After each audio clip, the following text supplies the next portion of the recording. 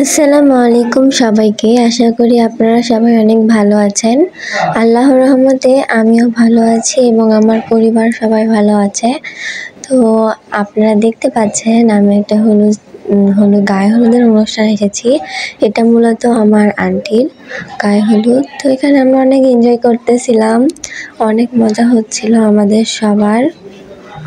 তো আপনারা সবাই মনে হয় ইতিমধ্যে জানেন যে আমার ভাই কিন্তু খুবই দুষ্টু।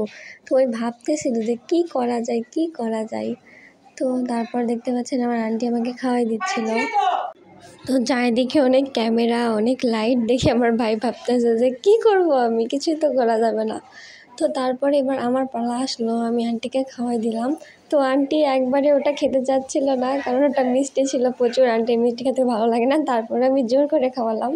একটু তো ফান করতেই হয় সবার সাথে। তারপর আমার ভাই কী করলো, অনেকটা মিষ্টি নিল, কারণ আমার ঐশী আন্টি মিষ্টি খেতে পছন্দ করে না। তারপরেও বারবার খাওয়াচ্ছিলাম আমরা মিষ্টি। আমরা এনজয় করি। তো আপনারা সবাই ভালো থাকবেন, সবাইকে আল্লাহ হাফেজ।